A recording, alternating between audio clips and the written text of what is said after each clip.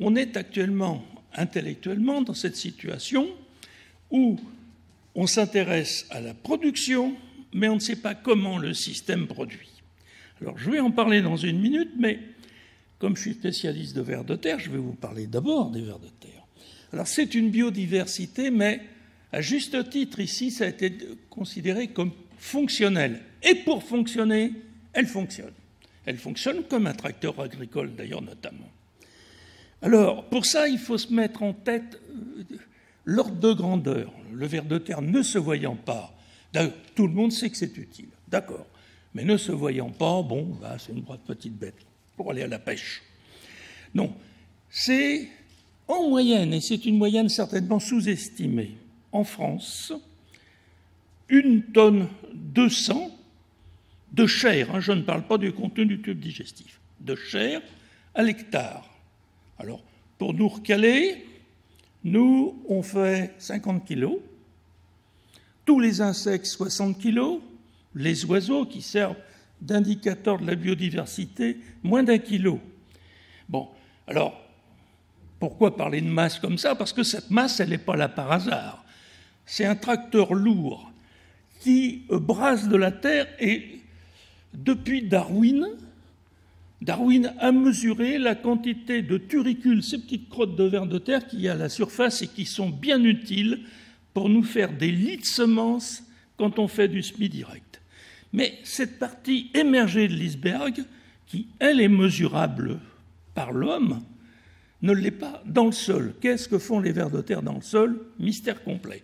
J'ai levé quelques barrières en inventant des techniques que je ne vous raconterai pas, mais qui m'ont permis d'établir que la quantité de terre qui passe dans le tube digestif des vers de terre est de l'ordre de 300 tonnes à l'hectare par an.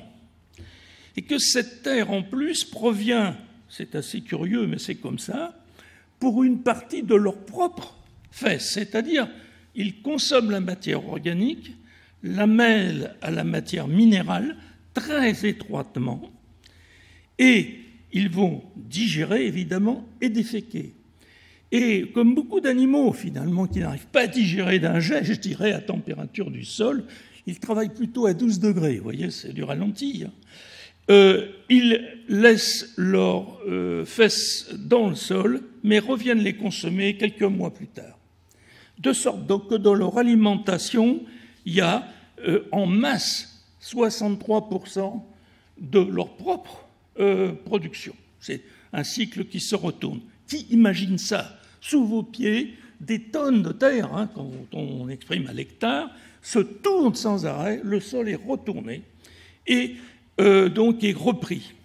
En faisant ce travail, évidemment, ils consomment la matière organique. Et si on ramène ça en termes de matière organique, évidemment, la matière organique, en termes de carbone, quoi, c'est les habitudes qu'on a, c'est 76% de leur alimentation, mais pas de leur défécation. Pour donner une idée, cette matière organique représente, je ne l'ai pas noté là, je l'ai oublié dans mes papiers, représente, oui, c'est le carbone, ça. Bon, ça n'a pas d'importance. Bon, pour l'azote, ça va déjà vous donner une idée.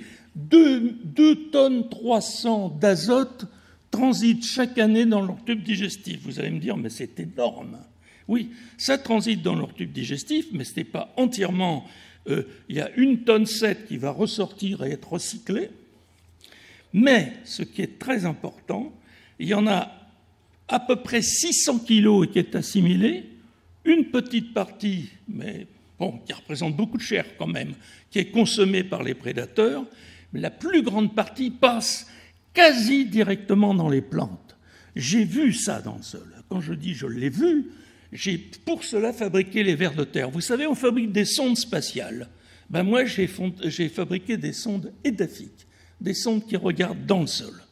C'est-à-dire des vers de terre que je peux reconnaître, qui sont marqués avec de l'azote 15, qui est un isotope de l'azote, et je les relâche dans le sol, et je reprends en fonction du temps, et on s'aperçoit que leur azote passe dans les plantes, à 100%. C'est un engrais sans perte, si j'ose dire. C'est assez extraordinaire. Et ça va très vite. Hein.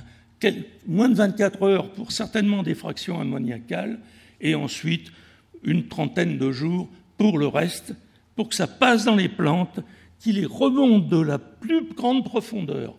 Car dans le système de galerie que les vers de terre créent, alors, système de galerie qui fait, dans une prairie permanente, avec un niveau tout à fait moyen de vers de terre, environ 4000 km de longueur, 5 mètres de carré par mètre carré de surface, c'est pour vous dire que la respiration du sol est importante. Et encore, je néglige totalement la couche superficielle qui fait 5 ou 6 cm, où on ne peut pas distinguer les galeries de la structure poreuse qu'ils créent. Car toute cette terre qu'ils ont brassée se dépose sous forme d'une couche qu'on appelle très souvent, quand on est en prairial, on dit le mat racinaire. En fait, c'est une couche de grumeaux formée par les vers de terre, stabilisée par les micro-organismes qui les stabilisent en grumeaux très, très solides d'ailleurs, et envahie de racines qui viennent s'y alimenter. Car la cohésion entre racines, structures créées par les vers de terre, micro-organismes qui y vivent, 92% des micro-organismes qui vivent dans le sol reconnaissable, je vous parle toujours en dessous de 6 cm, quand on ouvre et qu'on fait des comptages, vivent dans le millimètre qui couvre les galeries. Vous voyez, c'est tout un monde. Tout cela, ça fonctionne à l'énergie solaire quand même. Tous ces labours, tout ce travail du sol, ça il faut le dire, quand on parle de faire du semi-direct, eh bien, c'est pas vrai, votre semi-direct, il marche à l'énergie solaire grâce au travail des lombriciens.